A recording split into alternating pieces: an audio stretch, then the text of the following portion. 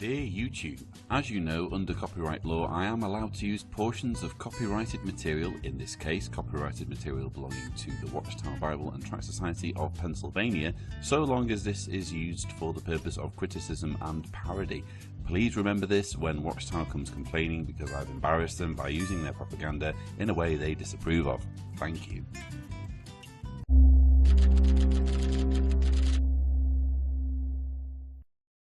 Hello there. Well, regular viewers will immediately notice a difference in my appearance. Yes, I'm nearly clean shaven. It's been a couple of days since I had my first wet shave in years.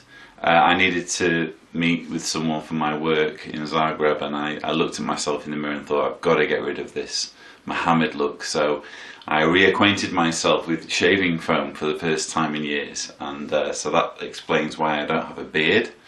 Another quick thing I wanted to mention is that quite a few of you have been following me on Facebook, and I've decided to kind of withdraw almost completely from my personal Facebook page.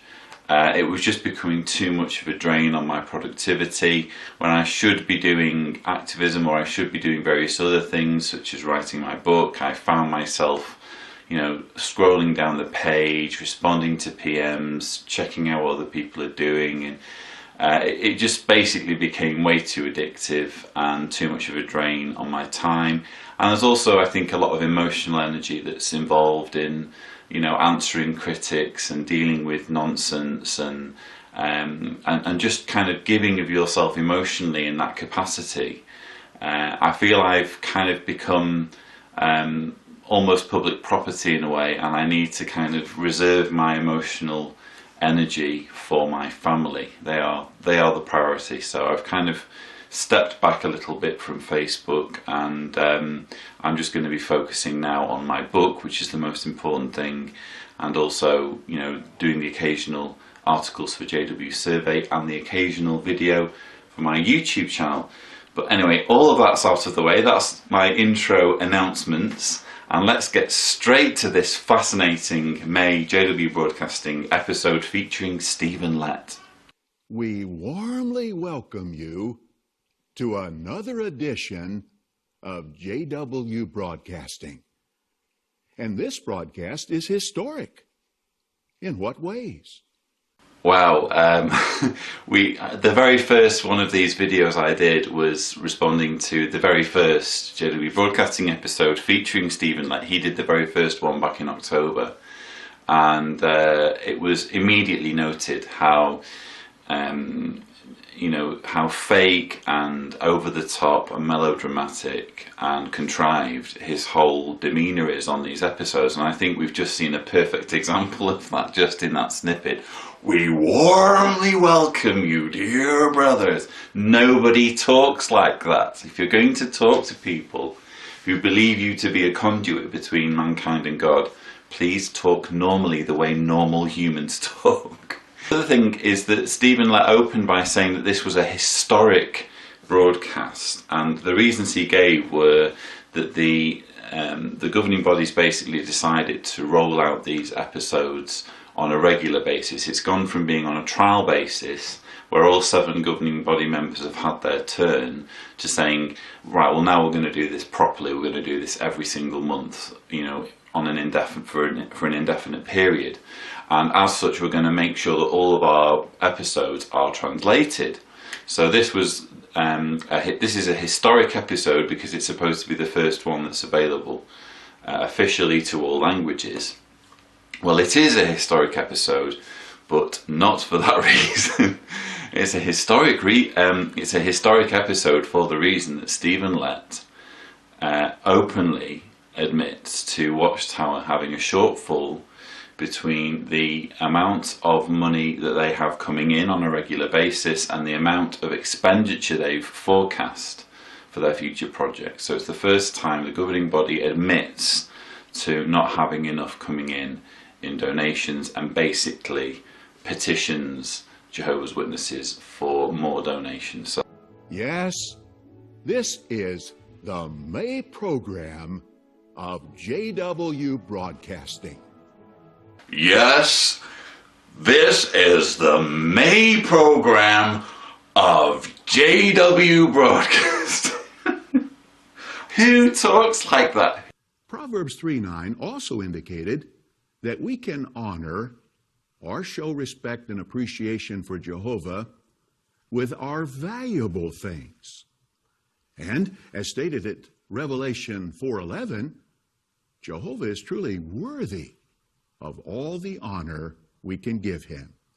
Not only do we owe it to him, because he is our creator, he is worthy of it because of the kind of God he is. But what are the valuable things with which we can honor Jehovah? What first might come to mind are our material possessions, our finances. Well, that is true. And we want to talk about this a little bit later. But there are many other valuables that a Christian can offer to Jehovah to give him the honor that he is worthy of. Two things are noticeable in these introductory remarks about valuable things, by which I assume he means valuable things.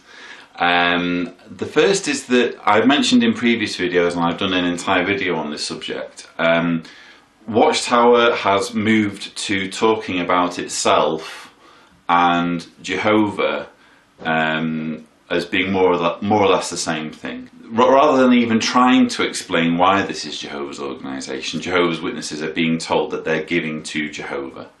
There isn't even an attempt to explain why it's Jehovah's organisation, what the reasoning is behind this being Jehovah's organisation, what proof we have.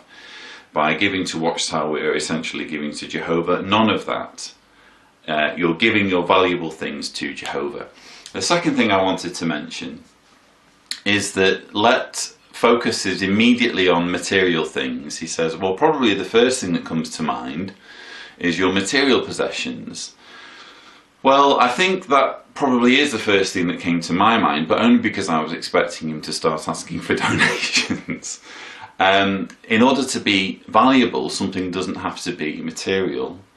And especially in a spiritual sense, in a spiritual context, I'm sure a lot of religious people listening to this video won't think of giving to God in terms of giving God money or giving God material things, or even necessarily giving God work, as in going and building something for God.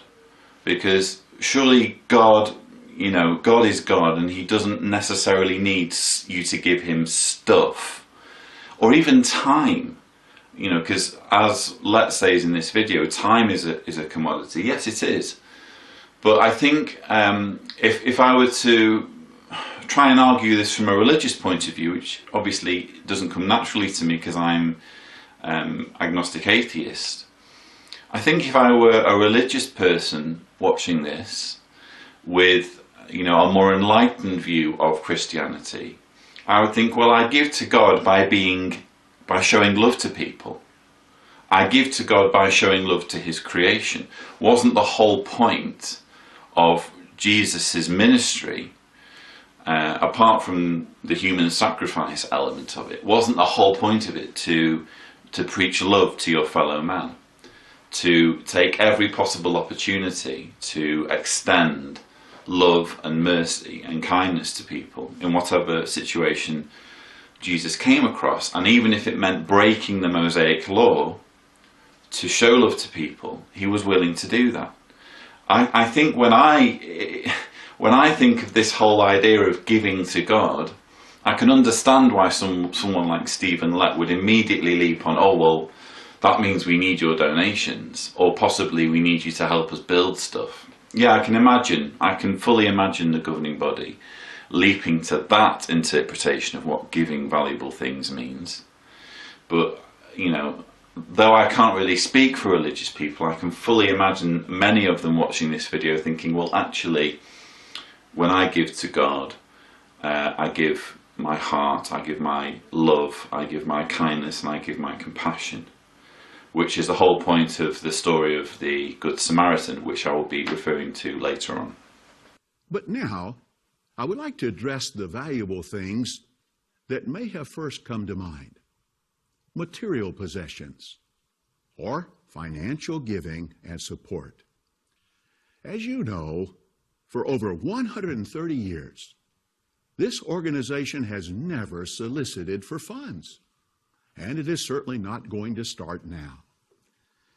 We don't send out monthly statements to each of Jehovah's Witnesses specifying a dollar amount that should be submitted to finance the work worldwide. This is interesting because Lett here makes the claim that Watchtower isn't going to start soliciting for funds at the beginning of a video where he does precisely that. And he gets around the argument by saying, well, we're not sending out an invoice to people with a written amount of money that they need to contribute. Well, that's one form of soliciting. That's just one form of soliciting. But soliciting in general means asking for money. And whichever way you dance around the issue, that is precisely what Watchtower does in this video. It asks for money. And Lett refers to the 130-year history of Watchtower, this legacy of not soliciting for donations. And it is true that when you go back in Watchtower's history, much to their credit, much to the credit of people like Charles Taze Russell, they were nowhere near as, how can I put it? They didn't try to extract money from people so obviously as they're doing in this video. So as far as I'm concerned, this whole idea of not soliciting, not begging and not petitioning for money, that has evaporated completely, especially with this video, because in every November issue of Watchtower there's something that gives witnesses, you know, a nudge to say we need money, but nothing has ever been done to this scale where you have a governing body member appearing on camera saying, you know, we need money as always, but we specifically need money now because we're short of it and we need to do stuff. And the stuff that we need to do that we've already decided to do, we don't have the money for, and we need you to solve it for us. So that is petitioning, that is soliciting. You can't just redefine soliciting to mean handing out bits of paper with amounts on them. You know, it doesn't work that way. You can't just change the definition of words. But I wanted to just labour on this point of Watchtower's history, because he refers to this legacy of Watchtower not soliciting for money. And I wanted to refer to this book, the Jehovah's Witnesses in the Divine Purpose, because it actually has a quote from Charles Taze Russell. Let me just find the source. Yeah, it's from the August 1879 Watchtower, page 2, and this is a quote from page 22 of Jehovah's Witnesses in the Divine Purpose, and it's one of my viewers who's kindly sent me this book. As you'll know, people have been sending me a lot of books, which I'm very grateful for, and I'll try and use them whenever I can, such as now. So anyway, Charles Taze Russell is quoted in the August 1879 Watchtower as saying, "Zion's Watchtower has, we believe, Jehovah for its backer, and while this is the case, it will never beg nor petition men for support. When he who says, 'All the gold and silver of the mountains are mine,' fails to provide necessary funds, we will understand it to be time to suspend the publication." Now, say what you will about Charles Taze Russell, but I can really admire him saying this, because what he's saying is, well, why would God need money? God is supposed to be the source of material wealth. He's supposed to be the maker of things like gold and gems and, you know, valuable things. If God wants to support a particular work, he's going to make sure that the people doing that work get the money. So we don't need to ask people for money. The money will find us. That's essentially what Charles Taze Russell is saying. And say what you will about the man and about the cult he started, I can admire that kind of honesty, that kind of transparency. And I have another quote for you from Charles Taze Russell, and this one, now it's taken from the book Apocalypse Delayed by James Penton. Now this would be classed as an apostate book because it's written by an ex-JW, but it's an ex-JW who really knows his stuff, and this, in my opinion, is the definitive reference work on Watchtower's history. If anyone's interested in really doing research on the organisation's history, really, Penton really does do a fantastic job, and I understand there's a more up-to-date version than this one that's recently been released. And he quotes on page 30 from Charles Taze Russell on the issue of donations. Now, I've tried to find a scan of the original Watchtower, but unfortunately I'm not able to find an actual scan online of this particular page from the 1915 Watchtower, which is one of the reasons really why I want to try and get as many publications as I can, so I'm not dependent on finding them online. But anyway, this is from, if you do happen to have that Watchtower, it's Watchtower 1915, page 5730 of the reprints. And I love this quote from Charles Taze Russell from that particular magazine, because it gives, in my view, it sums up precisely what not soliciting and not begging and not petitioning looks like. Okay? And contrast that with what we end up with in this JW Broadcasting episode. On one occasion, this is Russell, on one occasion I was called upon by a minister of the Reformed Church. He wanted to know how I managed my church. I said to him, "Brother, I have no church." He said, "You know what I mean." I answered, "I want you to know what I mean too. We claim that there is only one church. If you belong to that church, you belong to our church." He looked at me in surprise. Then he said, "You have an organisation. How many members are there?" I replied, "I cannot tell. We do not keep membership rolls." "You do not keep any list of the membership?" "No." "We do not keep any list. Their names are written in heaven." He asked, "How do you have your election?" I said, "We announce an election, and any or all of God's people who are consecrated and are accustomed to meet with this company or congregation may have the privilege of expressing their judgment of who would be the Lord's preference for elders and deacons of the congregation." "Well," he said, "that is simplicity itself." I then added, "We pay no salaries, there is nothing to make people quarrel, we never take up a collection." "How do you get the money?" he asked. I replied, "Now, Doctor, if I tell you what is the simplest truth, you will hardly be able to believe it. When people get interested in this way, they find no basket placed under their nose, but they see there are expenses. They say to themselves, 'This hall costs something,' and I see that free lunch is served between meetings for those living at some distance. How can I get a little money into this thing anyway?" He looked at me as if he thought, "What do you take me for, a greenhorn?" I said, "Now, Doctor, I'm telling you the plain truth. They do ask me this very question, how can I get a little money into this cause? When one gets a blessing and has any means, he wants to use it for the Lord. If he has no means, why should we prod him for it? There will be nothing to come out of as an organisation if one is an international Bible student. You cannot get out of anything you have not gone into. If anyone can tell me how he got into Babylon by getting interested in the affairs of the Watchtower Bible and Tract Society, let him show me how he will jump out, and I will jump with him."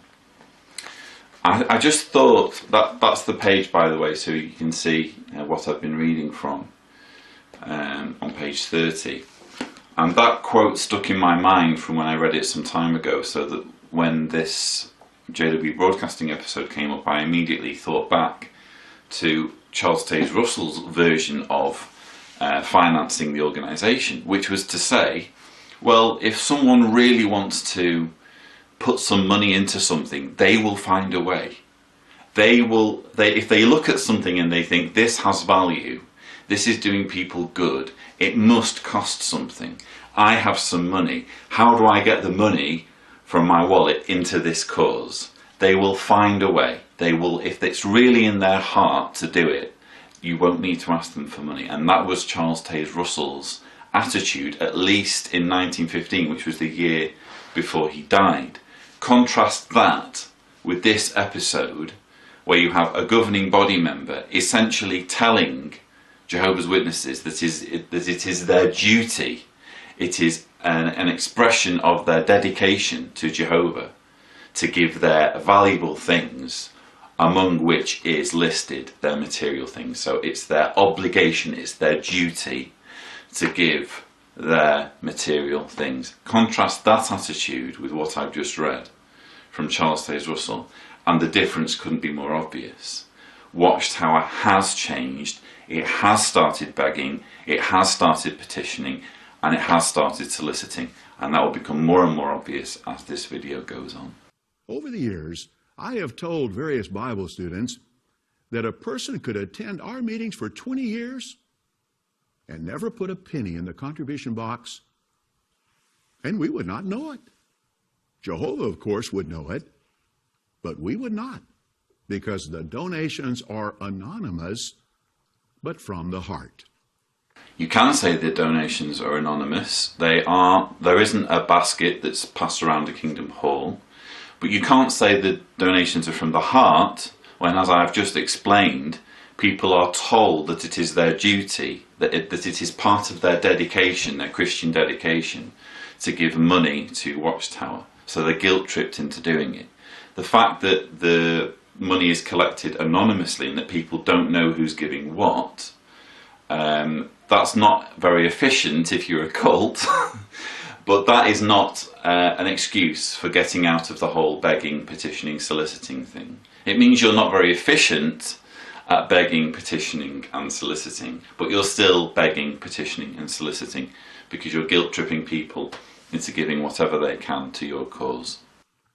But for a certainty, any donations received do not line anyone's pockets and are not misappropriated.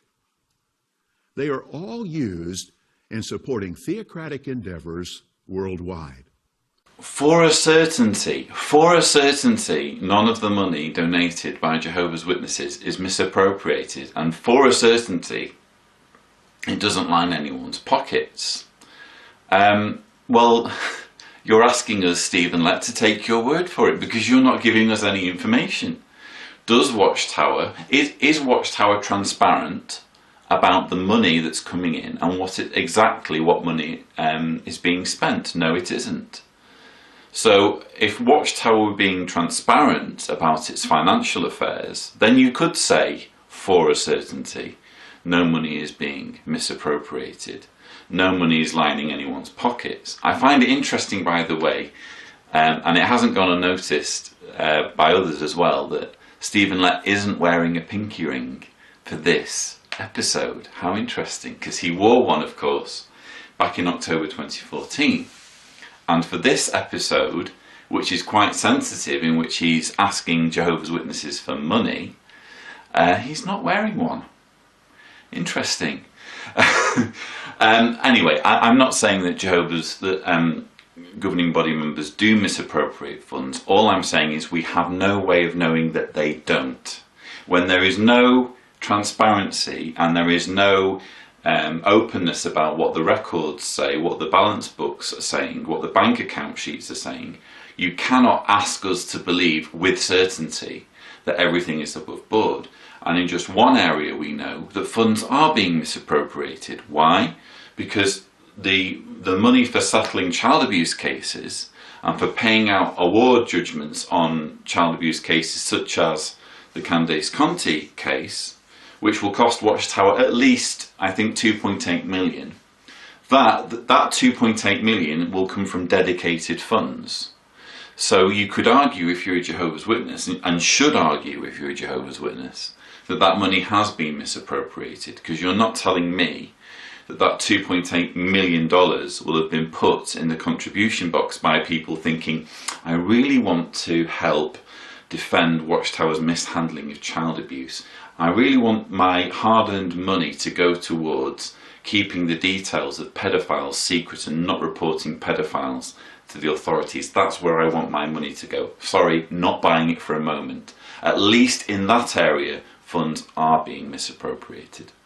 As described in Matthew 24:45 through 47, the governing body prayerfully and sincerely endeavors to be not only the faithful slave, but also the discreet slave in wisely managing the master's resources.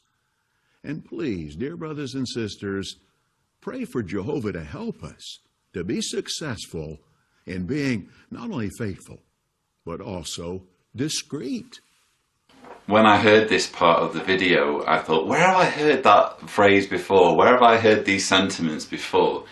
You know, I'm sure I've heard Stephen Lett say that before, and sure enough, it was in a Watchtower, the Watchtower 2011, August 15th, page 18, where it's doing an annual, it's doing a report on the annual meeting.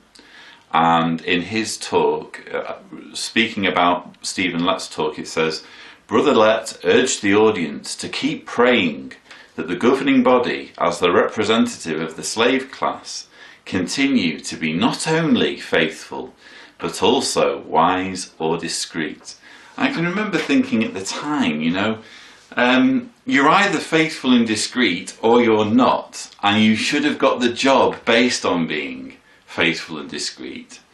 And now you're asking Jehovah's Witnesses to pray for you to be the thing that you're supposed to be in order to be a representative of God. And that's exactly what, like a broken record, Stephen Lett's gone on and done again in this JW Broadcasting episode. Probably one of his catchphrases, I don't know, that keeps popping up. We've all had circuit overseers who who repeat the same things over and over again because they forget that they've said it on their last visit, or at least I've had that.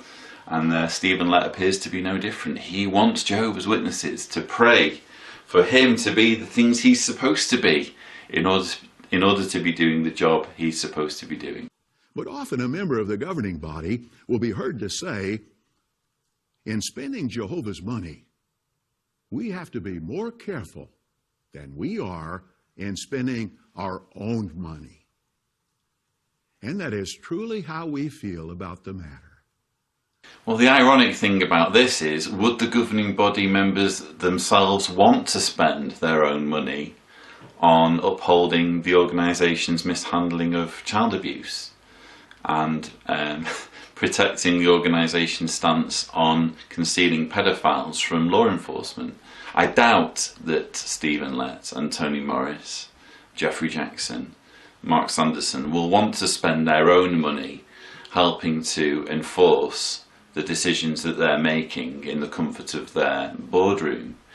But I don't think you can make that comparison and say, well, we're more careful in spending the organisation's money than we are with our own money, because they're two completely different things, you know? If you want to buy a pinky ring or you want to buy a Rolex, there isn't much risk involved in it, in buying it, is there? But if you want to build 5 new branches and your growth is stagnating, there's a lot of risk involved, and you could actually end up not being in your position because the organisation could go bankrupt if you make the wrong decision. So there's far more risk involved in making decisions on spending for the organisation than there is in, say, buying a nice Rolex watch or buying a new pinky ring or buying a Dolce & Gabbana suit or whatever. Sometimes we may feel a little shy to talk about the financial needs of the organization. That is understandable, because we in no way want to be categorized with other organizations, religious and otherwise, that coerce their supporters to donate. This was right up there with the top 2 or 3 most astonishing parts of the video for me. he rightly acknowledges that it can be awkward to ask for money, but it should be awkward to ask for money for the reasons I've just explained. You know, Charles Taze Russell's incarnation of the Watchtower recognised that God isn't broke. God doesn't need you to give him money. If God wants to get money into something, he'll find a way of doing it, and you don't need to ask or coerce people for money. So when Stephen Lett says that sometimes we can be quite shy, well, damn right, you should be shy. You should be shy and ashamed to ask and coerce Jehovah's Witnesses for money, because yes, you are looking precisely like the awful televangelists that you see on your screens from time to time. And I actually conclude this video with a montage of what some of these characters look like, and I admit that some of them are far more aggressive in asking for money, but they all have one thing in common with Stephen Lett, and that is that they are coercing people to donate, which is precisely what Stephen Lett infers that he isn't going to do, and then he goes right ahead and does it. However, because all of us have the privilege to donate funds, we would like to let you know something about our current situation. Then you can respond as your heart impels you. You would think by saying that he's going to let us know about the current situation that he's going to be transparent and open and say, well, we had X amount of money come in last year. We spent X amount of money, leaving X amount of money as a surplus or deficit. These are our plans for next year. He doesn't do any of that. There is no openness or transparency. There are no hard figures. We have looked forward to this next fiscal year and projected the expenditures for all of the theocratic initiatives we are scheduling. In doing the math, we found that the amount of money flowing out will be much greater than the amount of money that we have coming in at this time. Well, why is that? Because you're planning things that you don't have money for? Seriously, I mean, how many times has Watchtower tried to give financial advice in its own publications on managing a household and said things like, if you don't have money for something, don't do it, scale back, simplify your life. And yet apparently those principles don't apply to the organisation itself. The governing body are allowed to schedule, is the word they've used. They're allowed to schedule things that they can't afford. And when they sit down and they do the math and they realise that the things that they've decided to do in the boardroom don't quite square up with the amount of money they're used to receiving, the problem is not with the governing body for making plans that they can't afford. The problem is with the publishers. It's the witnesses whose fault it is for not giving as much money as the governing body wants to spend. And this is the entire problem with this entire JW Broadcasting episode, is that it all basically tries to blame Jehovah's Witnesses for what in essence is the fault of the governing body, for spending what they don't have, for spending money before they've got it. If you can't afford to do something, guess what? You don't have to do it. Don't do it if you don't have the money. If witnesses of their own volition, from their own heart and without coercion, suddenly start giving more money to Watchtower so that next year or the year after, suddenly, inexplicably more money is coming in, then you can say, oh well, now is the time for us to, make all of these do all of these things that we had scheduled. That's the time to do it. You don't do it before the money comes in, you do it after the money has come in. Anything else is completely irresponsible. And it's just another example of Watchtower's hypocrisy. They expect family heads and households to be frugal, to count the cost, to only build a tower when they sat down and calculated that they've got the money for it, to borrow from that Bible verse. But they're not prepared to use the same principle themselves. Does this represent a lack of appreciation for spiritual things? No. Absolutely not. To the contrary, we are witnessing unprecedented enthusiasm among the brotherhood for all the spiritual bounty that is coming our way. Amazing how Lett asks a question that is on nobody's minds. Nobody is thinking, well, surely this means that the brothers aren't appreciative enough for what the organisation are doing. Everyone, at least, speaking for myself, when Stephen Lett starts asking for money, they're thinking, well, why are you spending money before you've got it?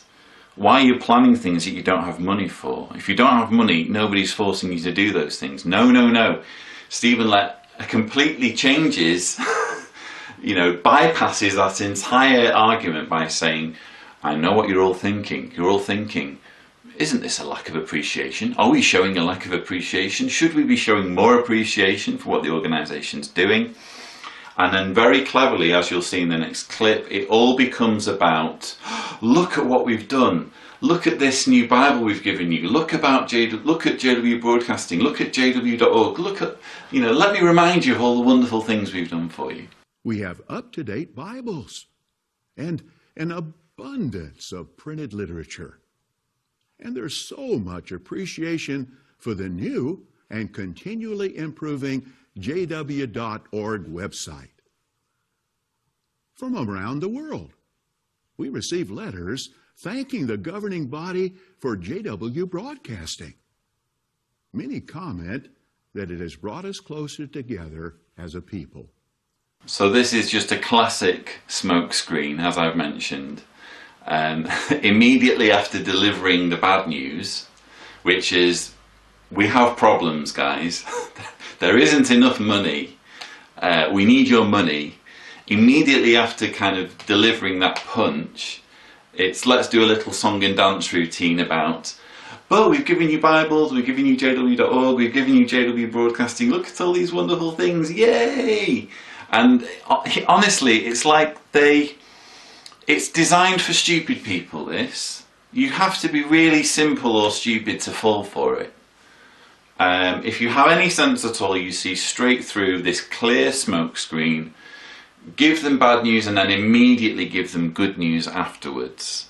Look at how we've ridden to the rescue and given you all new Bibles. Well, I don't want to bang on about my Watchtower collection too much. One thing you do realise is that it's actually not a new thing for the New World Translation to be revised. It was the first New World Translation was released as one complete volume in 1961, and then it was revised again, I think, in 1971. There was definitely a large print produced that year. In 1984, the text was revised, and now in 2013, the text has been revised again. It's no huge deal. But the governing body are still banging on about it as though they've turned water into wine, as though they've parted the Red Sea. Look at this miracle.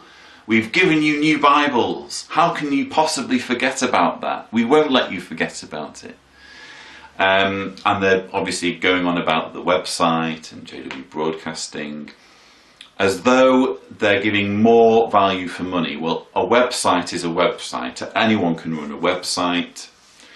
Revising the Bible about time. They've done it, as I said, in the past. They were due to do it again. JW Broadcasting, again, they spent more than they should have probably spent on the studio, but anyone can put out videos, as I'm living proof of. They're trying to basically impress upon you that they are providing value for money, and personally I don't see it. I don't see value for money. I just see an increasingly desperate group of cult leaders thrusting themselves in people's faces more and more and more, and now stooping to asking their followers for cash. No, the financial circumstance has nothing to do with a lack of spirituality or appreciation. However, there are some facts that we want to make you aware of. For one thing, the financial needs in the field have accelerated at a pace unlike any time in the recent past. A recent analysis of the need for kingdom halls here in the United States showed that some 1,600 new kingdom halls or major renovations are needed, not sometime in the future, but right now. And worldwide, we are in need of more than 14,000 places of worship, not including ongoing future growth. It's interesting that Stephen Lett ends that little segment there by talking about ongoing future growth, because looking at that graph and looking about how this explosion in the need for kingdom halls, wow, look at how many kingdom halls we need to keep pace. Looking at that graph, you would be forgiven for thinking, well, you know, the organisation's expanding, we need to build more kingdom halls to keep pace with this huge influx of people who are becoming Jehovah's Witnesses. No, no, no, no, no. Don't be fooled by that. Don't be fooled by that. Look at the yearbooks over the last 4 or 5 years and you'll notice that the annual growth, the percentage that indicates by what percentage the organisation has grown in membership over the previous year, it's around 2%. It's been around 2% now for the last few years. And that is nothing to shout about. It's nothing to shout about. Why? Because the actual rate at which the planet's population is growing, purely by the amount of births outnumbering the amount of deaths, is something like 1%. It's around 1% in which humans just naturally are increasing, just by the virtue of being born. So for Watchtower for Jehovah's Witnesses to be increasing by 2%, which is 1% over the birth-death ratio, it's just they're keeping their heads above water. They're stagnant. They're going nowhere. Congratulations, you can give birth to new Jehovah's Witnesses. Congratulations, you can indoctrinate kids to be Jehovah's Witnesses. It's nothing to be proud of, and it certainly doesn't explain those ridiculous graphs that Stephen Lett has just shown us. In order to justify those kind of figures or that kind of curve in Kingdom Hall needs, you would need to see that expressed in the growth figures year on year in the yearbooks, but you're not seeing that. You're seeing it stagnant at around 2% growth per year. If there is any change or fluctuation in them needing kingdom halls, if they need more kingdom halls now than they did previously, then that means that they weren't anticipating kingdom halls at some point in the past, and they weren't building or refurbishing kingdom halls enough at some point in the past, so that now they have too much work to do. That is not the fault of Jehovah's Witnesses. That is not the fault of people watching this program. It's the fault of the people who weren't doing their jobs back when there was a need for new kingdom halls, and they just sat on it. And I may sound like I'm just guessing, but you know, I do know a little bit about kingdom hall building, because I did work for the RBC back in the UK when I lived in the UK, and I was aware of quite a few projects. In fact, I was in 2 different congregations who both had projects slated for having new kingdom halls built, and in all of the time I was in those congregations, and we're talking about, let me think, I was in one congregation for about 4 or 5 years, and in all of that time we were talking about getting a new kingdom hall, and it just never happened. I think it's still not happened. They have a backlog, at least in the UK, of kingdom halls that were supposed to be built but haven't been built, because they're obviously reliant on volunteer labour and reliant on having people available to do the work. And you know, you can't blame that backlog, or you can't kind of stack up that backlog and say, well, you know, look, this shows that there's a need. It just means that you weren't doing your jobs properly, or you weren't getting kingdom halls built by hook or by crook when they were needed. So please don't be fooled by these graphs. Additionally, please think about this. Today, how many publishing companies print publications in the many languages that Jehovah's organization does? The answer? None. And why is that? It is because they cannot make a financial profit. Stephen Lett is comparing publishing companies with Watchtower, which is ironic, because I personally wouldn't have held Watchtower to the standard of a publishing company. Obviously, a publishing company is out to make money. All companies are shamelessly out to make money. The opposite of a company is a charity. There are very few publishing charities. There are plenty of publishing companies, and publishing companies are entirely within their rights to make a profit. And if there aren't enough people who need publications in a certain language to justify making those publications, they're well within their rights not to do it. And it's just a completely false analogy. Watchtower is not or shouldn't be a publishing company. Watchtower should be Jehovah's One True organisation, and it shouldn't be patting itself on the back for trying to get its message out to people in obscure tongues or obscure dialects. It should be what's expected of them. Depending on the country and the cost of materials, an RTO can cost from about $1 million to several $1 million each. An RTO costs $1 million or several $1 million. Nice round numbers, you know, that's what we like. But no, seriously, I thought this part was outrageous because RTO's regional translation offices seem to be, I think, Watchtower's way of getting around the retreat in branch numbers. So usually what you would have had in the days when Watchtower had lots of branch offices is that they would have been dealing primarily with translation. And obviously, you know, if you think of a Bethel, it's a big, expensive place to run. And Watchtower, since 2010, has been closing down branch offices and kind of centralising things. But the core work that's done in many of these Bethels around the world is translation. So rather than run an entire, you know, Bethel, they seem to have created this concept of like a Bethel light, like a smaller version of Bethel called an RTO, a regional translation office. And this whole idea of them costing at least $1 million, which is what Stephen Lett says, is just outrageous, because I'm now going to show you a couple of clips from later on in this same video that give you an idea of how big these RTOs are. The standard of facilities provided or the operation of the RTO may not be the same as the local branch. At times, the fastest way to start operation is to rent or purchase existing facilities and, if needed, carry out renovation work. For example, this method was used to acquire the housing units for the American Sign Language RTO in Fort Lauderdale, Florida.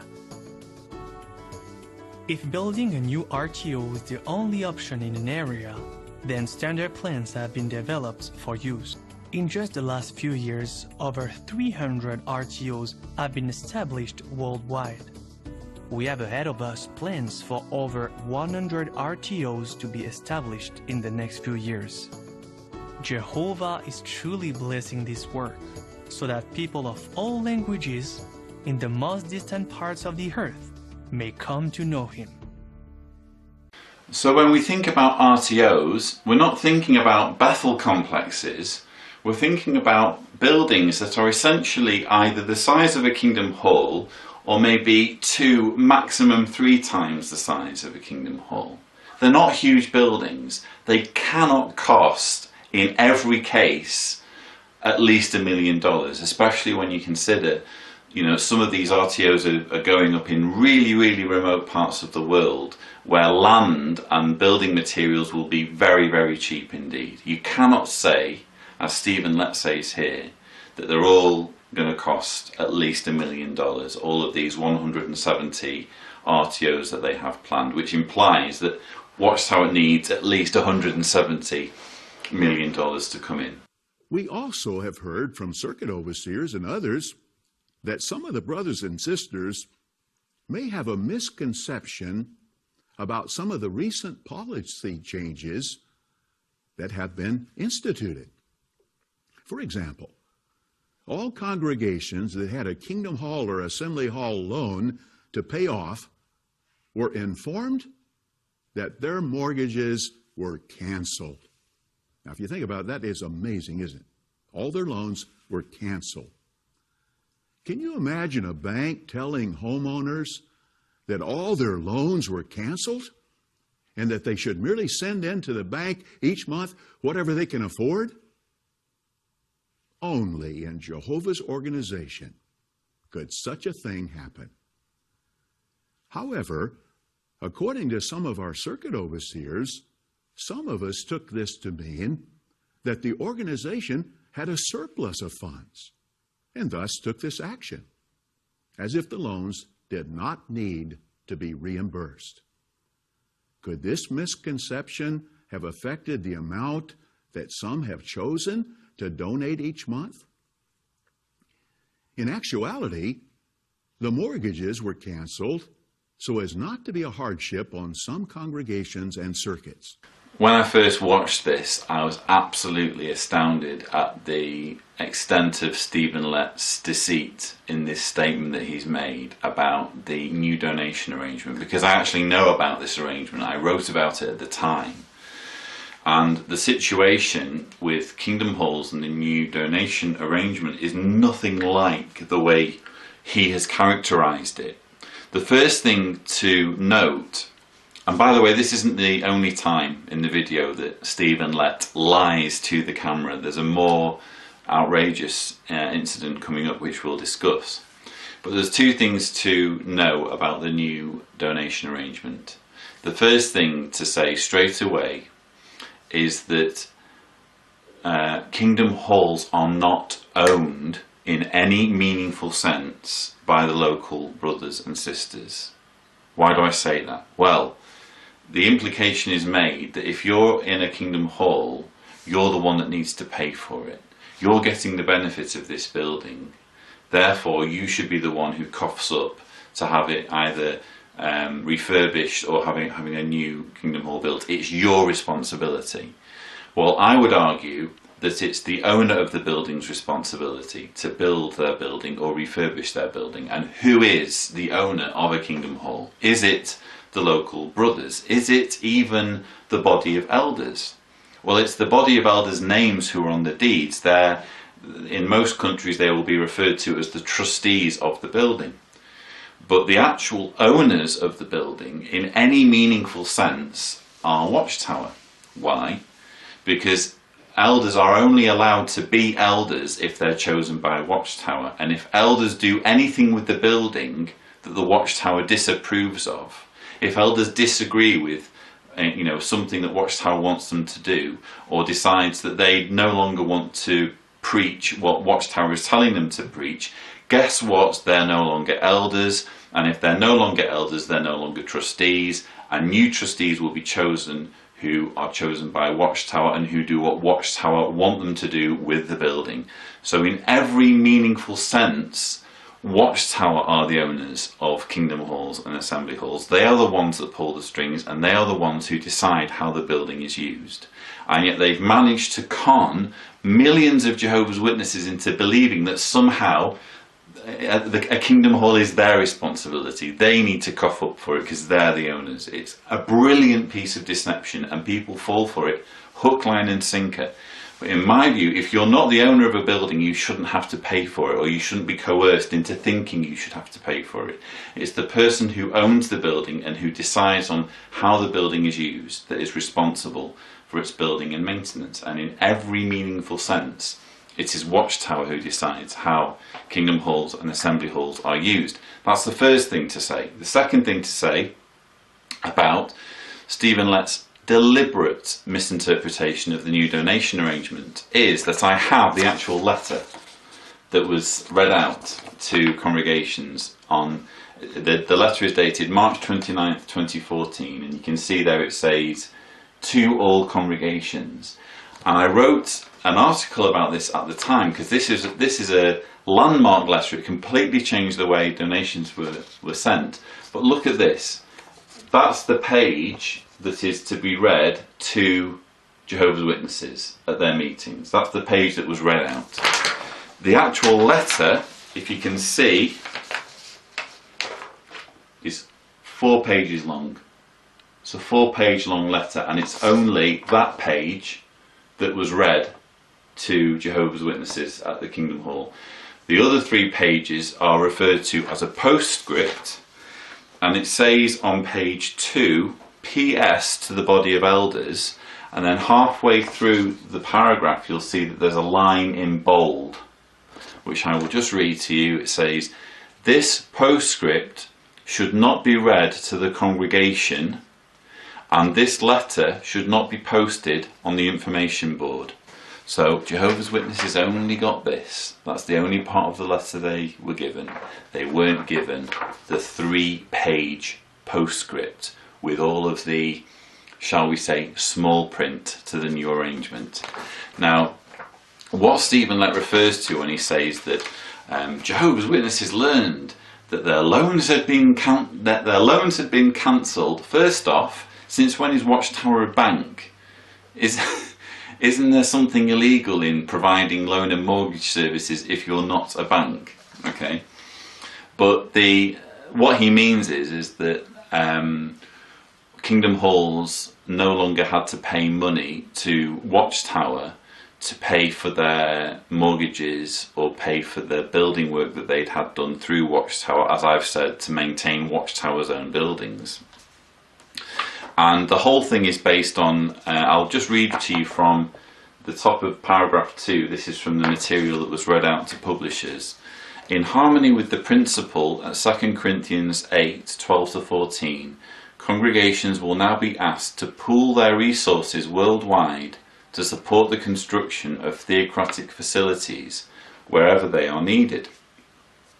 Congregations and assembly halls will no longer be asked to repay a loan, and use of the separate contribution box labelled Kingdom Hall Construction Worldwide has been discontinued." So, congratulations, good news, you no longer have to repay a loan. And Stephen Lett wants Jehovah's Witnesses to just focus on that sentence from a 4-page letter. Forget everything else in the letter. We stopped you from having to repay your loans. Isn't that wonderful? You know, what bank would do that? Not that we're a bank, but what bank would do that? Now, let's look at page 2, underneath the part that says, by the way, don't, whatever you do, read this to the congregation.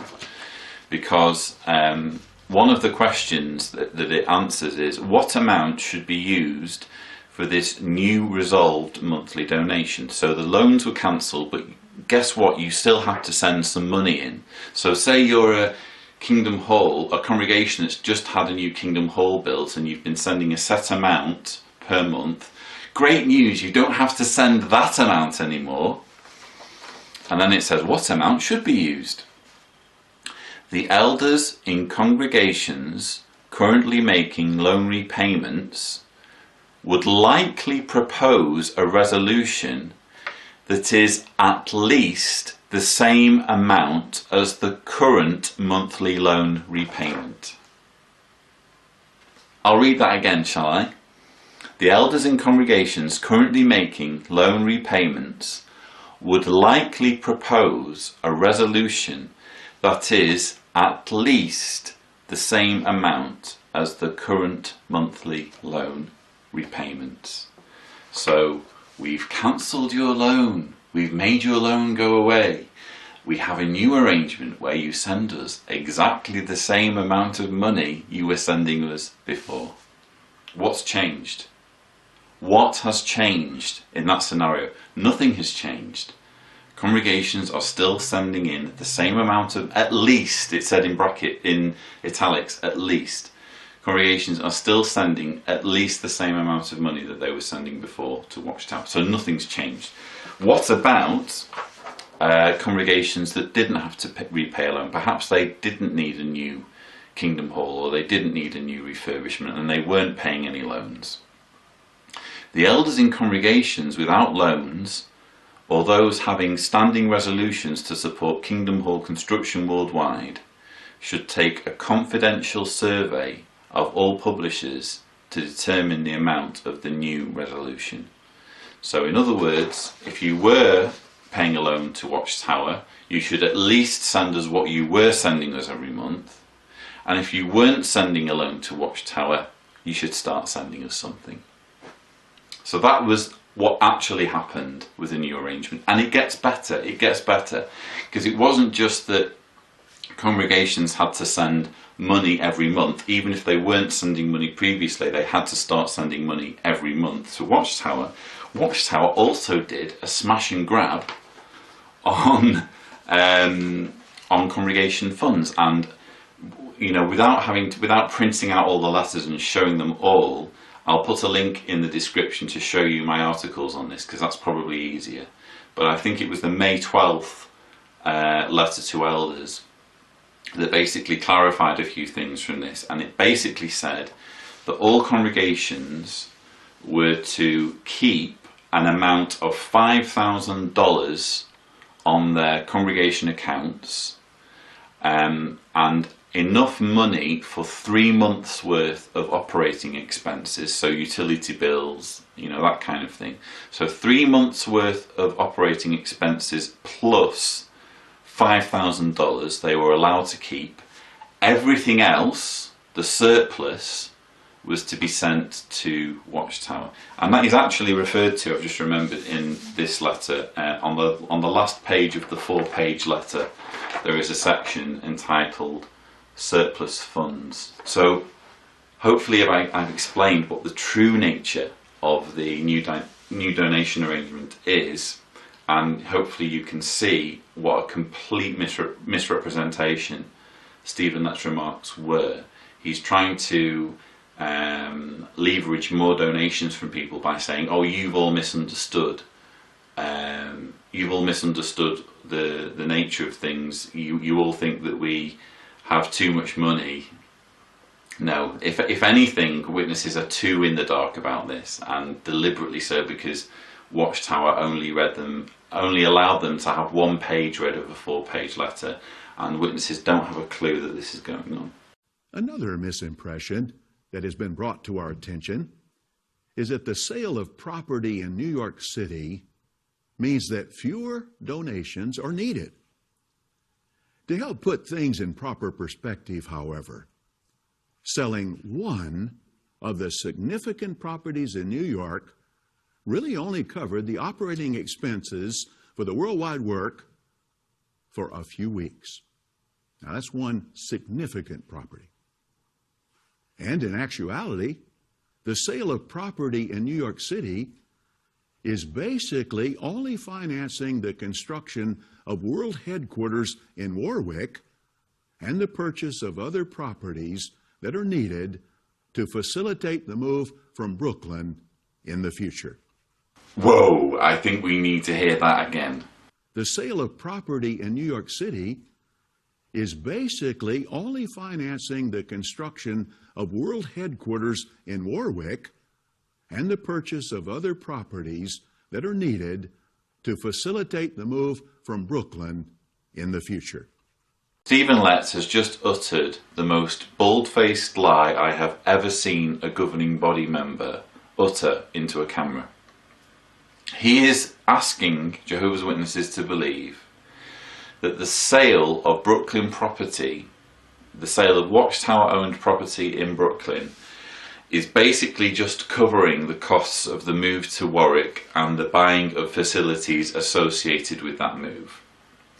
Well, how much has Watchtower made from selling the Brooklyn property? Well, I'll put a link to my article where I discuss this very issue in the description below, so you can, do research to your heart's content. But basically, the total amount that Watchtower has made from selling property in Brooklyn is at least $1 billion.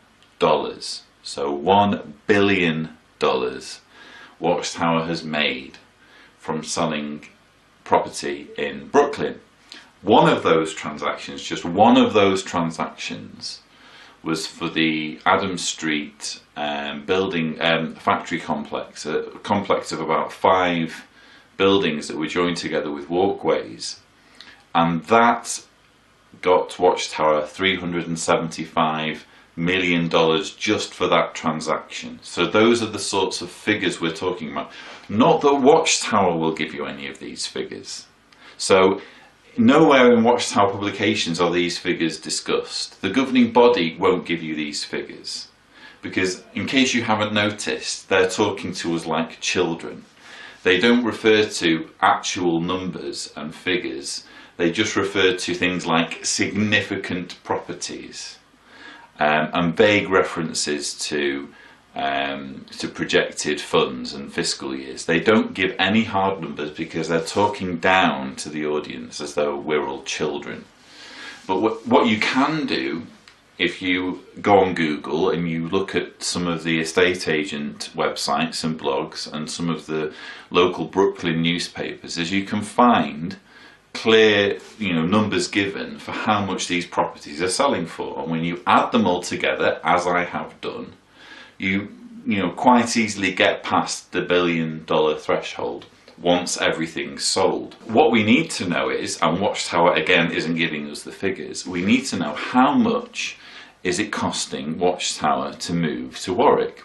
And again, I can't give you a definitive number on that because Watchtower isn't being honest and open and transparent with its numbers, but at least 4 independent blogs and internet websites and news outlets have given us a figure for the work being done at Warwick of only $11.5 million, which I have to say I'm a little bit suspicious of. That seems like an incredibly low number for the size of the project, but I guess you have to remember that it's being done with volunteer labour, so that might go some way to explaining it. But either way, it's the only figure we have, and it's a figure that's been repeated through several independent sources, so it's the number I'll take if you don't mind. And another number I can give you for the Tuxedo complex, which I don't know whether you're familiar with it, but basically whenever you see videos of the work going on at Warwick, inevitably they'll show Tuxedo, which is this kind of office complex next to a lake, and that's the kind of staging ground for the work that's going on at Warwick. That's where they organise the headquarters work. And that has a figure attached to it of 3.2 million. So Watchtower paid $3.2 million for Tuxedo, which is, I think it's fairly safe to say, the most significant property that isn't Warwick that Watchtower have purchased. Now, there's obviously going to be lots of other numbers we don't know about.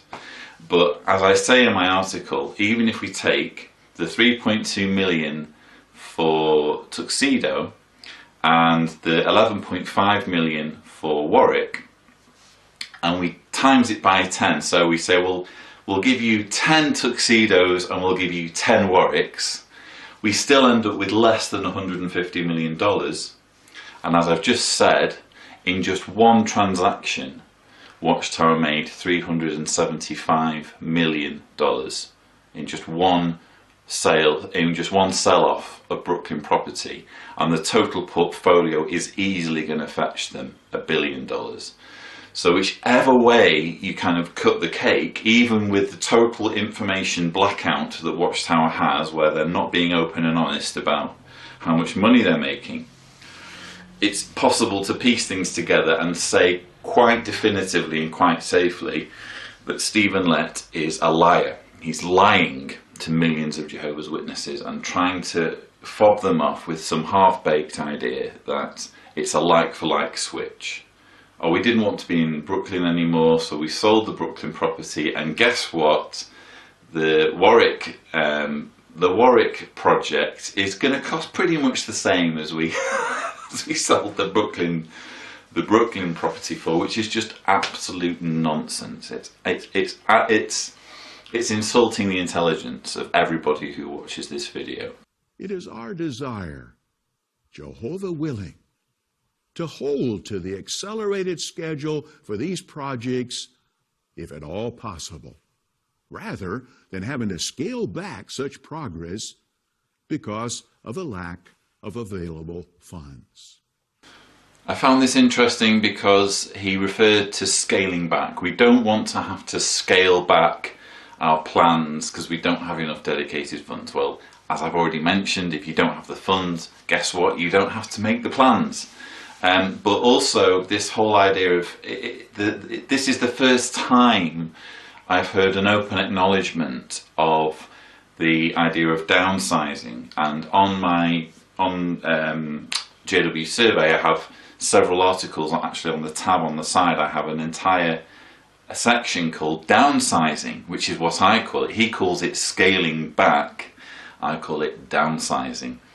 And downsizing is when you have an organisation that is too big and it's costing too much money to run it, so you reduce the size of the organisation. And Watchtower has been doing that at least since 2010, when it peaked with 116 branch offices in 2010, and since then there's been a dramatic reduction in the number of branch offices around the world. We're now at 90 branch offices, which is a considerable reduction. There's also the reduction in printing. There's 39% less magazine pages being printed from between now and 2005. What I'm saying is the organisation's been downsizing. It reached its zenith between 2005 and 2010, and we're now in 2015, and so we're 5 years down from Watchtower having reached its peak. And isn't it interesting that we now have the governing body saying on camera, well, we don't want to scale back, we'd rather be growing if that's okay, but we want your money in order to grow. We are encouraged not to withhold what is good. But then the scripture adds, if it is within our power to help. And I might mention that this is true even of publishers in less affluent countries. It is encouraging to note that even in lands with limited resources, the very poor contribute to the cost of their kingdom hall and its maintenance. We're all Jehovah's United people, even if we do not have much materially. If our heart is willing, there is usually something we can do, even if it is merely offering 2 small coins of very little value, as the poor widow did. I just find it rather sad and shameful that even witnesses in poor countries who are really kind of having to scrimp and save and claw together a living, even they are being expected to cough up in this sickly video. It just strikes me as being very distasteful. What were the final results? Well, look at Exodus chapter 36. And we're going to read verse 7. Let's see, did Jehovah have to scale back on the amount of work because of a lack of material support? Verse 7, the goods were enough for all the work to be done, and more than enough. Yes, when the hearts of Jehovah's people are motivated, wonderful things happen. Again, we have this mention of scaling back. Stephen Lett says, did Moses and Aaron have to scale back in their plans to make the tabernacle and make the Ark of the Covenant? No. All of the Israelites brought in all of their treasures and gold, and everything managed to get done. So again, we have this kind of almost tacit admission that if you scale back, then you're conceding defeat. If you have to scale back, then it isn't being blessed by Jehovah. So I just hope that point sticks with maybe 1 or 2 Jehovah's Witnesses that are watching this video, because the organisation's already been scaling back for a long time, which should tell you everything about whether it really has Jehovah's blessing or not. As I said at the beginning of this video, God isn't broke. if he exists, and if he really wants to get money into something, he can find a way of doing it without anyone having to ask for anything. I know a lot of witnesses will be looking at this part of the episode and thinking, well, see, there's nothing wrong with asking for money because Moses and Aaron asked for money, and you know, what's the difference between Moses and Aaron asking for money and the governing body asking for money? Well, there's every difference, because the governing body, although they call themselves God's organisation, they offer no proof of this. Any Christian denomination could say that they are the modern equivalent of Moses and Aaron. Any Christian denomination could read those verses and use that as leverage, as some kind of excuse for begging, for getting, you know, people to give them money.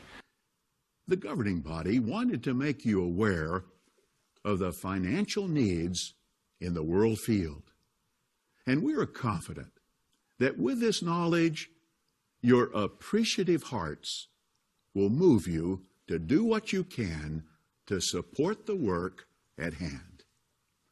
Yes, we can honor Jehovah with our valuable things, including the financial support of true worship. But apparently this isn't coercion. Please do not feel that you've been coerced to give money in this JW Broadcasting episode. Honestly, as I said, I'll be doing a montage later on, but I just find it outrageous that Stephen Lett could dare to tell us at the beginning of this that there's a difference between this and what televangelists do. It was a delight this year to see how technology was used to promote the unity. Having the different cities involved, where video streaming to them for the key talks by governing body members and their helpers received tremendous response from those cities. We've seen more people in their seats during the program because they were afraid to get up even for a moment because they might miss something that was special. You know, the onus seems to be yet again on the governing body. Well, you know, we were all able to see talks, special talks by the governing body members and their helpers. If that doesn't smack of veneration of humans, I don't know what does. My wife is a great support. And we work hard to teach our children. They've been my greatest joy. I want to make sure that they're cared for. I believed that if I worked hard enough, I'd always be able to provide for my family. But my boss wanted more than I was willing to give. He insisted that I work Sundays during my meeting. Two things about this. You'll notice that not for the first time on this JW Broadcasting episode, which coincidentally is asking Jehovah's Witnesses to donate, there is depicted a young child running to the contribution box and putting money in. I think it happens maybe 2 or 3 times during the course of this JW Broadcasting episode. They show, you know, a kid running to the contribution box with money to put in, and I just find it, you know, not exactly subtle, not exactly a subtle reminder.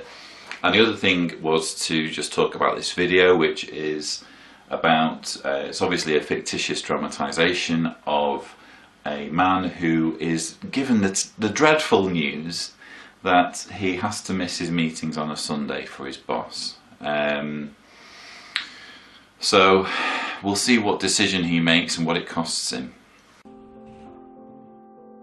Paul read to me from Matthew chapter 6, verses 25 to 33. Stop being anxious about your lives as to what you will eat, or what you will drink, or about your bodies as to what you will wear. Keep on, then, seeking first the kingdom and his righteousness, and all these other things will be added to you. He reminded me that as a newly baptized witness, my prayers are much more readily received, and Jehovah was ready to respond. As a newly baptized witness, my prayers are much more readily received. Whoa! Just hold on there a minute. Where is that? Where does that come from? I don't remember that. I don't remember there being any idea that, you know, when it comes to prayer, you know, newly baptized ones have a hotline that ordinary witnesses don't have. If you've only just been baptized, if you've only just been coerced into joining Jehovah's Witnesses, guess what? Jehovah listens to your prayers more readily. Patience is not easy for me, but I decided to look to Jehovah to provide the right job.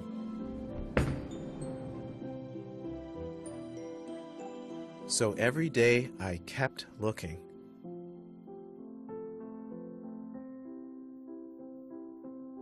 But work never came.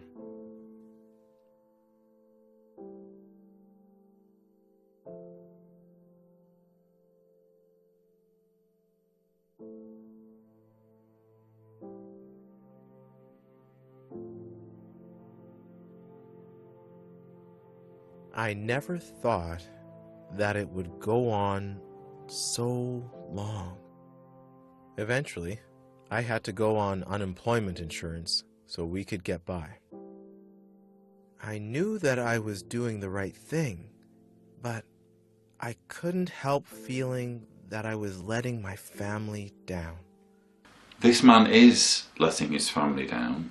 He's putting his family's welfare, his family's prosperity and security on the line for the sake of appeasing a group of men in New York who insist that he must be in a certain place at a certain time on Sunday in order to keep the creator of the universe happy. So yes, he is, this fictitious man is letting down his family, but we can't blame him for it. We have to blame the cult that releases propaganda like this, that makes Jehovah's Witnesses think it's okay to put their family on the line for the sake of, you know, fulfilling their loyalty, their obligations towards the governing body. One night, I was reminded of Jesus' words in Matthew chapter 6. Observe intently the birds of heaven. They do not sow seed, or reap, or gather into storehouses, yet your heavenly Father feeds them. Are you not worth more than they are? Boop. Boop. Boop. Sir, that'll be $79.95. Okay, I'll level with you. I don't have $79.95 because I'm unemployed. But Heavenly Father, sow seeds, birds, storehouses. Yeah, sir, that'll be $79.95. Matthew chapter 6. Birds of heaven. Observe intently. Birds of heaven. Yeah, sir, that'll be $79.95. No, you don't understand. Jehovah is looking after my family, and he has promised me these items so that I can help my family to survive, and, you know, sowing seeds, birds of the field, okay? Security. My skills may be limited, but Jehovah's are not. So, I kept on looking, but I used my extra time to auxiliary pioneer. It was just what I needed. Eventually, Jehovah opened the door and blessed my patience with a job that was nearby with good hours for my meetings. I even had more time for the ministry with my family. It was not an easy experience, but my faith in Jehovah was stronger than ever. I saw him act in my behalf, and I know that he really does care for me and my family. I saw him act in my behalf. So this new job, I mean, you know, obviously I understand this is all a dramatization, none of this is real. But, you know, the message here is very clear. The governing body wants Jehovah's Witnesses to believe that their jobs are expendable when it comes to being obedient to their commands, even in things such as being at the meetings.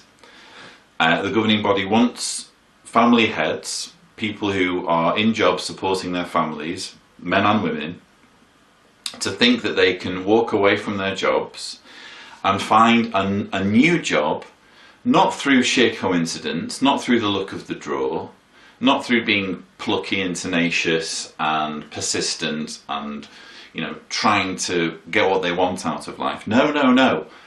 It's the Sky Daddy, it's Jehovah who will swoop down and provide a job for you. Jehovah will provide a job for you. All of the calamities and catastrophes that befall mankind will be put on hold, because what's more important than making sure some person in a random cult gets their own way and is able to walk out on their job with several children, several mouths to feed, and have a new job to walk into, albeit 6 months later? What could possibly be more important than finding someone a job under those circumstances? We had a group of brothers that went into Joplin, Missouri after the tornado destroyed 30% of the city. We had probably 30, 40 volunteers working on the house. And a woman comes down the street from the neighborhood. She sees all the volunteers working. She thinks it's a construction organization. She says, "Can I pay you to come over and fix my garage?" It was basically a shed that had been picked up off the slab and turned upside down and moved a few feet away from the slab. So the brothers said, "Well, let's go take a look at it." So they went over there and took a look at it. And it wasn't that hard. The shed was still intact. They said, "We could do this in a few minutes." So they went and got all their volunteers. They went over there, they picked the shed up. They got about 30 brothers on it, and they turned it over and put it on the slab. And the woman was so thankful. She says, "Okay, so what do I owe you?" They said, "No, we're all volunteers. We're Jehovah's Witnesses. We're working through the local Kingdom Hall here, Relief Center." And she says, "You're kidding me. You're all volunteers." She says, "Yeah." And we're out. She says, "Well, what are you doing here?" She said, "We're out working on our brothers and sisters' homes and trying to help them get stabilized." She was in tears. And for the next part of the story, we need the camera to zoom slowly and dramatically. She said, "I want to tell you a story." She says, "I called my church after this happened, and I asked them to come do this work for me, to put this shed back on its slab. They said, 'We can do that. We'll be there in about 3 weeks, and it's going to cost you this much.' She says, 'And here you folks come over to my house. You don't charge me. You don't even know who I am. And you put my home back together, what I needed to have done.' She says, 'Here's the money. You have this. You put it in your contribution box.'" There's two things I hope you noticed about this video. One is the slow zoom for dramatic effect. That, ladies and gentlemen, is propaganda. That's how propaganda works. You try and get people's emotions involved in the message that you're giving, and by getting their emotions involved, they're more likely to comply with what it is you're asking them to do. That is propaganda, and we saw it very, very clearly in that clip when the camera started to zoom at just the point where the dramatic part of the story was related. The second thing is, this story has been included quite deliberately to give the impression that when Jehovah's Witnesses do relief work, it isn't just for Jehovah's Witnesses. Now, yes, we have a one-off instance where a non-Jehovah's Witness ends up receiving help. But let's just rewind and figure out how this came about. Did the non-witness walk up to the Jehovah's Witnesses who were working on the homes and properties of their fellow believers and say, "I need help too, please can you come and help me?" And they all dropped everything and said, "Yeah, sure, we'll come and help you," or "We'll finish this job first and then we'll definitely come and help you"? No, no, no. First they had to go round and check it out. First they had to see whether it was something that they could help with. And it turned out it was a job that with a bit of muscle could be done very quickly, and that's exactly what they did. So they did what they should do, what any normal human being, regardless of religion, should do in that situation. There was a group of them there, they were able to help out a fellow human being in need just by all grouping together at that moment and doing what needed to be done. Wasn't anything extraordinary, wasn't something that they deserve a trophy for. It's just what they were supposed to do, and yet it's being milked in this video as evidence that Jehovah's Witnesses don't just look out for themselves. But anyone who knows anything about the relief work that Jehovah's Witnesses do knows that it's just aimed at Jehovah's Witnesses. And when you read Matthew 5 verse 47, which I will do from the Silver Sword, is it Matthew 5:47? I think so. Yes. Sorry, 46 and 47. For if you love those loving you, what reward do you have? Are not also the tax collectors doing the same thing? And if you greet your brothers only, what extraordinary thing are you doing? Are not also the people of the nations doing the same thing? You must accordingly be perfect as your heavenly Father is perfect. And those words always stand out for me when I think of Jehovah's Witnesses doing relief work just for themselves, just helping their own out. Yes, granted, there are some churches that wouldn't even do this, but the whole point of Christianity is supposed to be, or this was the point of Christianity for me when I was religious, the point is helping people, doing the right thing, being the Good Samaritan. And in the Good Samaritan story, the reason why that is such a powerful story is that you have the man in distress on the road who's beaten and he's robbed, and he is passed by people in his own religion. He's passed by people who share, apparently, his religious beliefs and don't do anything for him. And it takes someone who isn't in his religion, who isn't out to convert him, who isn't out to score brownie points. It takes that kind of person to reach out and do the humane thing and render the assistance. And not just render the assistance, but do the aftercare, make sure that the man is okay, after he's been, looked after and given somewhere to sleep and had his wounds bandaged. That, for me, is what Christian kindness is all about. You cannot compare the model of the Good Samaritan to the kind of love that Jehovah's Witnesses show, which is only insular, it's only among people who share their beliefs, and that makes it conditional love. I can't wait to see birds. I can't wait to see their little beaks chirp when I hear the sound of them. I was fully sighted until I was 9 and then gradually started losing my sight.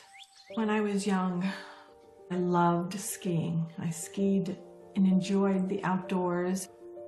We're really very busy in our life. We have my mother, who's 85, and my aunt, who's 92, that live here also.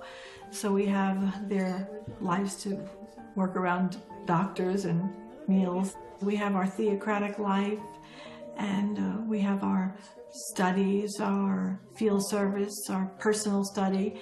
I lead a very, very full life. I just happen to be blind. Two things. Hopefully you noticed that this lovely blind sister looks like a really charming lady who, under different circumstances I'd love to get to know. But notice how she's wearing a head covering when she's on the Bible study with her husband. So there's a little clue if you're a non-JW about the submission of women. If you are a woman and you're on a Bible study and there's a man present, you have to wear a head covering, because then you're showing true submission to the man who is deemed to be the head, because he has the right genitals. The second thing is how shameless it is that lovely people like this lady are being conned into believing. Well, let me put it this way. If you lose your sight, a dreadful thing has happened. Something very precious has been taken from you. And for someone to come along and say, I can give you your sight back if you do X, Y, and Z, which happen to be in my benefit. For someone to do that when they know full well that they can't deliver on their promise is, well, it doesn't just add insult to injury, it's obscene, it's immoral. And I think it's worth pointing this out because there's lots of people who are blind and who are suffering from different ailments who are clinging on to their indoctrination because they believe it will make everything better. By being loyal to 7 men in New York, they will be able to see again. They will be able to walk again. They will be able to do whatever again. I'm afraid it doesn't work that way. They can see the truth. They can see the ring of truth in their mind's eyes. So many people thank us for being there. This ministry is really unbelievable. It's unlike anything I've done in my life. Why can't we have just one JW Broadcasting episode that doesn't feature crying? And this is actually the second instance of crying that I counted in just this episode. And again, it's quite clearly propaganda. It's designed to pull on the heartstrings. What this, lovely lady is saying has zero substance to it. Zero substance. It's all designed. The whole argument goes, well, it makes people feel better. People appreciate you being there. This ministry is just so incredible. There's nothing of substance in any of those statements. There's nothing factual. There's nothing that someone with an intellectually honest approach can cling to and say, oh yeah, they've got a point there. It's all purely emotion. Emotion, emotion, emotion. And I can understand why this lady's crying, because she's sincere. She's sincere about what she's doing. She's heavily indoctrinated and she's heavily deluded. There's possibly as well some cognitive dissonance going on there. It wouldn't surprise me if the crying was perhaps slightly influenced by the fact that deep down she knows that this is all futile. Who knows? We don't know. I'm extrapolating. But my point is that it's blatant propaganda. Even though I thought I had everything, there was still something missing. The Vietnam War was brewing, it was raging, people were dying, and it really bothered me. When I was 6 years old, my aunt, who'd just become a witness, she showed me this book. And there's a picture inside I remember so well. It's of Armageddon. And that scares a little kid. I thought, I don't want to be there. But a few pages later, there's a picture of the paradise. I never forgot it, and I always thought I wanted to be there someday. So I thought, maybe my aunt has something. What have I got to lose? So I called her and said, send over some witnesses. He's 6 years old, this guy, and his aunt, who is a witness, gives him a copy of this book. From Paradise Lost to Paradise, is it Regained? Yes, I always think restored, regained. From Paradise Lost to Paradise Regained. And this is a copy that one of my viewers has very kindly sent me. And I can show you the images that he points to that he was subjected to as a 6-year-old. So, let me see, how am I doing this? So, there we have images of fear, devastation, fighting, aggression. There's a kid, a young boy running with his mother who's wearing an apron because it's the 50s. There's a house in flames behind them with smoke coming out of the window. Here we have a car falling down a big crack in the earth that's opened, and there's a dog and what looks like some children falling, and a bicycle falling, and devastation, slaughter, mayhem, people falling into an abyss. Laced in the picture, you can just about probably make out there are pictures of hailstones falling. So, well, they're either hailstones or fireballs, I don't know. I'm trying to show you this. I can't quite see what's on the camera. But hopefully you get the picture. It's people who are absolutely terrified and who are in the process of not just being killed, but being slaughtered in a quite sadistic fashion.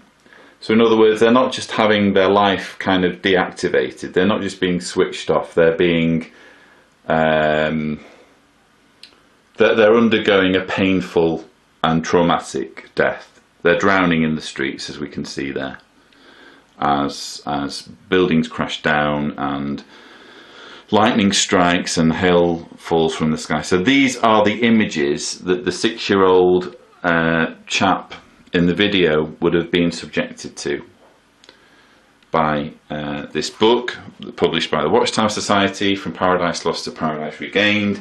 It's published in 1958, and what a horrendous piece of propaganda, of blatant fear-mongering to subject a 6-year-old to. But it worked because when he was older he remembered all of those pictures of carnage and of falling buildings. The fear-mongering worked. I don't want to be killed in that fashion. So I had a couple of studies with the brother, but it didn't really make sense yet, and my lifestyle hadn't changed. I was 21, riding my motorcycle, doing about 75 miles an hour because speed limits were for wimps. I hit a parked truck. I nearly died. And as a result, I now use this to walk. The message here being, of course, if you don't become a Jehovah's Witness, you might be involved in a horrible bike accident and nearly die and definitely lose one of your legs. 2 days prior, I actually had witnesses over. But then my aunt invited me to a special talk given by the Watchtower Society's president in San Francisco. And I said, okay, I'll see. Well, you gotta remember, at this time, the drug culture was in full swing and was part of my life too. And so I partied, got home after 2 a.m., but I tried something. I prayed to Jehovah. I said, if you're real, if this is true, get me up in the morning. Well, at 6 a.m., I woke up, could not sleep, and I thought, this is really weird. And so I thought, I better go. So I went with my aunt to this function, and I thought, if nothing else, I'll just check out the chicks. Hey, I was 21. But you know what I found when I got there? Everybody paid attention. When the brother said to turn to a scripture, they all turned to that scripture. It was such a unified group of harmony, something that I always wanted.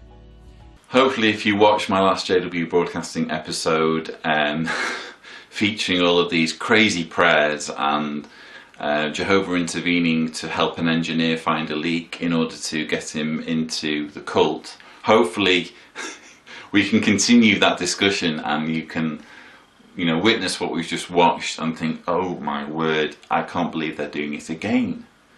Again, they are suggesting that God is some tinkerer with extremely poor prioritizing skills who will put on hold, rescuing people from genuine calamities, from, stopping wars, because, Vietnam was going on at the time, let's not forget. Do you stop a war? Do you stop earthquakes? Do you stop people dying in agonizing and cruel and traumatic ways? Do you stop children from dying and suffering, screaming, losing their parents, being orphaned, dying of horrendous diseases? No, don't just, put that on hold, because we've got a young 21-year-old junkie somewhere in America who needs me to wake him up at 6 a.m. in the morning. And if I don't wake him up, there's no possible way. There's no possible way you can wake up a human being at 6 a.m. in the morning. It has to be done through divine intervention.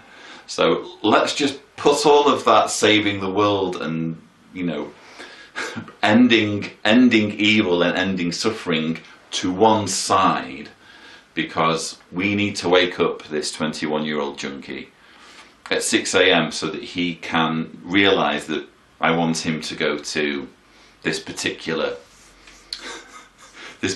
convention to watch Nathan Knorr give a talk. Isn't that amazing though as well, because he prayed for, and this is a circuit overseer now, by the way. This circuit overseer believes genuinely that the creator of the universe intervened when he was 21 to wake him up at 6 a.m. so that he could go to a convention and listen to Nathan Knorr give a talk. If you are that much of a tinkerer and have such poor prioritizing skills as the creator of the universe, Why not go one better? Why not give Nathan Knorr a vision that he needs to, instead of going to that convention, go straight to this guy's house at 6 a.m. and knock on the door and say, do you want to come with me in the car to this convention because I've been sent to your house? Why not go the whole hog? Why do it in such a kind of mysterious, ambiguous way that could be interpreted rightly as coincidence? When you can go the whole hog if you're the creator and you have the power to do it. You know, Jehovah could have sent Nathan Knorr to this guy's house to knock on his door at 6 a.m. But apparently he prefers to work in mysterious ways. One of the highlights of this visit were the children who came to the branch to sing or record the Malagasy rendition of song number 95, which is Taste and See That Jehovah is Good. And as you know, this song was recently posted on jw.org. So we thought you might enjoy seeing part of that rehearsal. Afaka manao kuku kila tia kamera sa manina. Sai.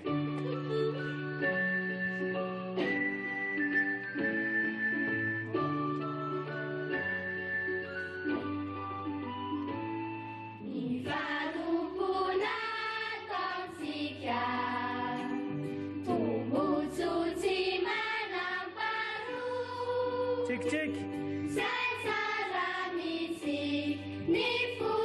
I can't be impressed or excited by kids being rounded up and made to sing about things that they have no concept of, that they can't possibly grasp for themselves. In other words, you can get kids to do pretty much anything and sing pretty much any lyric if you coerce them from a young enough age. And yeah, I've mentioned a few times in my videos, but this is the one thing that really makes my blood boil. It's child indoctrination. And whenever I see, you know, Watchtower bragging about, oh look, we've managed to convince these kids to sing for us, isn't that cute, isn't that charming? I just feel so frustrated, because I think, well, what do you want, a medal? You know, kids can be made to do stuff that isn't always right. If you coerce them and completely twist reality for them at an early enough age. So this sort of stuff really gets to me. Than to give you my valuable things. Yes, I know what it takes. So with each day that breaks, I know what I will do. This, again, was not a very good song. You know how sometimes I do parodies of these songs, and not for the first time. I've just listened to it and thought, I'm not interested. This song bores me. This is just someone's written down a load of things that they want to say in the song and put a melody to it. There's no kind of genuine kind of artistry or creativity that's gone into this. It's just, we want to present this message. Let's put a melody to it and sing it to music. So really horrendous song. And wow, how subtle, you know. A girl sat on a bed on the jw.org website pressing the donate feature and getting out her credit card from her wallet. How subtle, Watchtower, fantastic. But let's remember, Watchtower isn't begging or petitioning or coercing Jehovah's Witnesses to donate. It would never do that. The words of Proverbs 3:9 are etched in our minds and hearts after this month's program. We want to give our first fruits to Jehovah. May all of us take the time to prayerfully consider what we can do to continue to live up to our dedication to Jehovah in all of the areas we have discussed. So yes, what an extraordinary JW Broadcasting episode this has been. Again, I really do believe this is historic. It's certainly historic from my point of view, because I've never before seen such a blatant attempt at begging, petitioning, coercing Jehovah's Witnesses for money, and, you know, shamelessly admitting a shortfall in finances, admitting that they've made plans that they can't afford. They've spent money that they don't have, and somehow they expect us to still view them as faithful and discreet. In fact, they want us to pray for them to be what they're already supposed to be, which is faithful and discreet. So hopefully my thoughts on this video, I think in a way the video speaks for itself. Hopefully I don't really need to comment too much, but there were those two blatant lies that Stephen Lett made about the March 29th letter to all congregations. He completely misrepresented the donation arrangement, and he also made that outrageous claim about the money from Brooklyn just about covering the move to Warwick. You know, even without having all the figures to hand, it doesn't take long to realise that that was a blatant, bald-faced lie.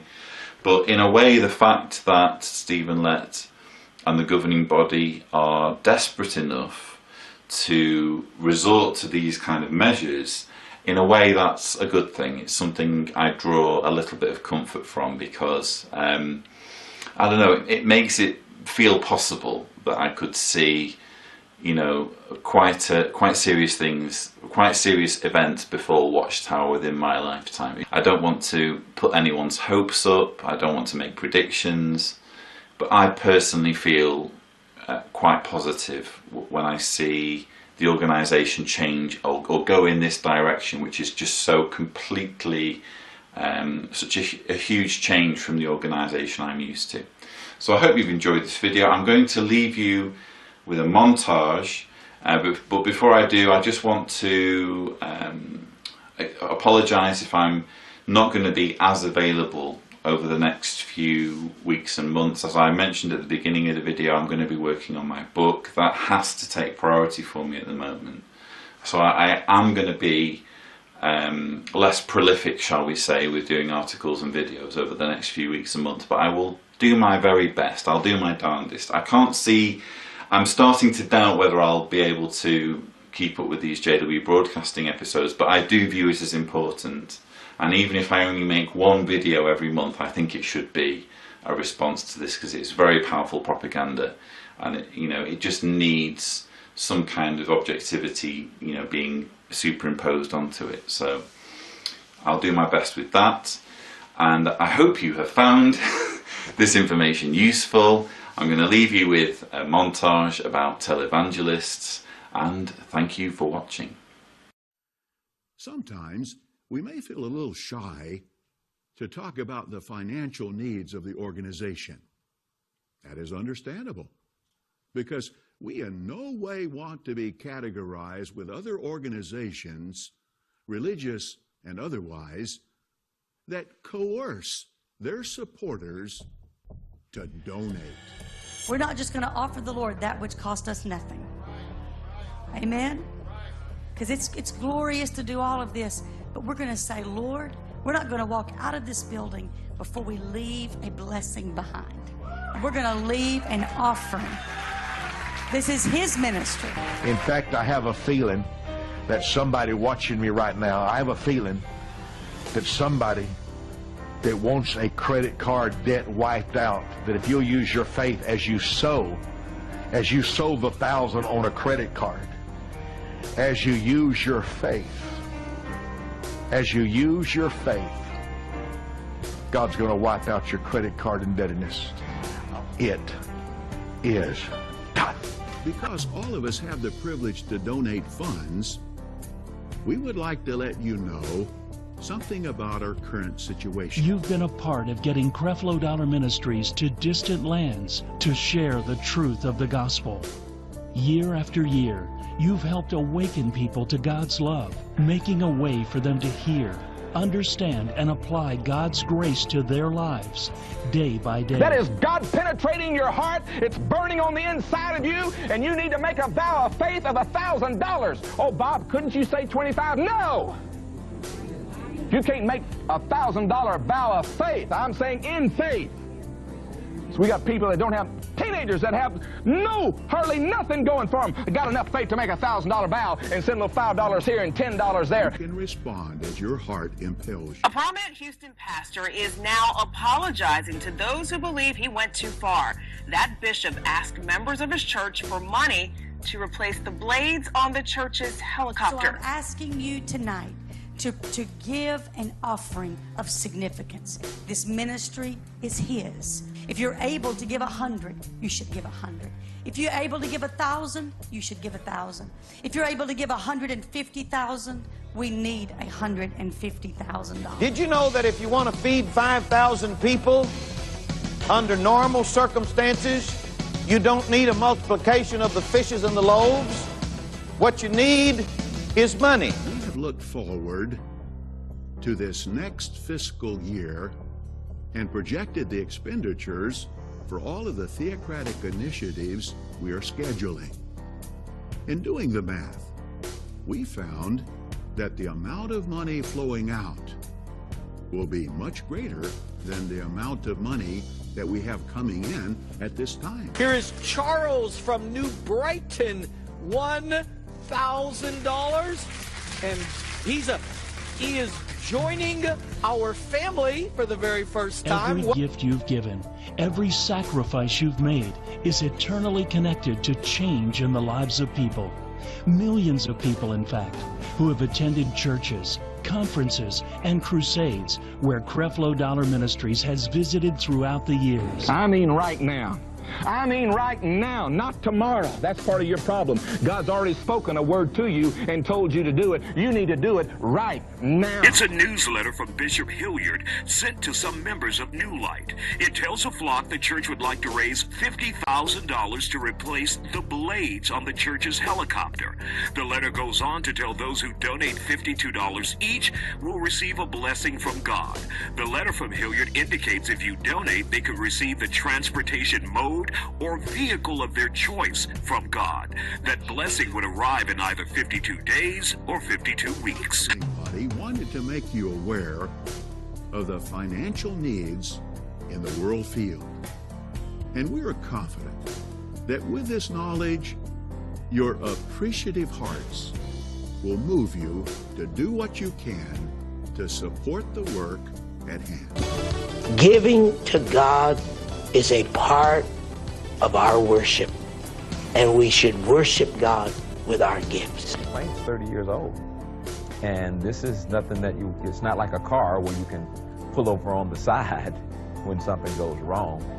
And I knew it was time to begin to believe God for a new airplane. A small donation from each of many of Jehovah's people adds up to a large amount of dedicated funds that can be used powerfully by Jehovah's organization. Everybody prepare an offering.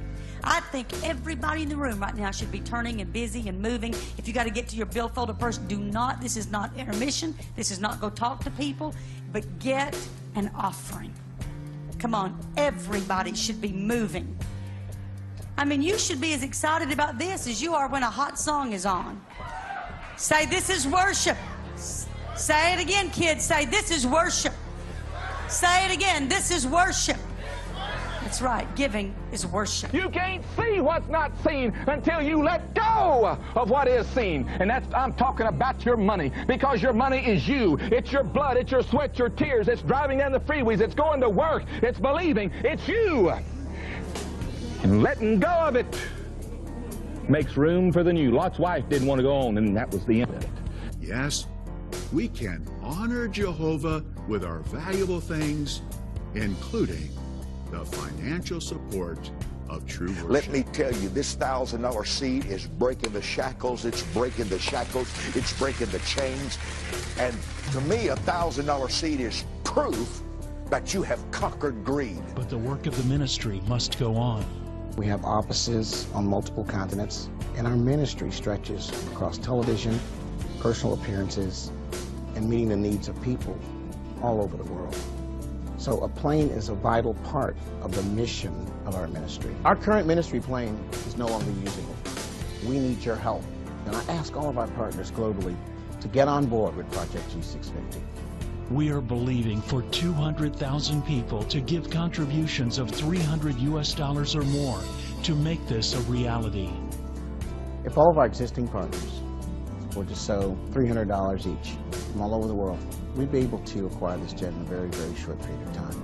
But any contribution or gift amount is graciously appreciated as we continue to spread the gospel of grace.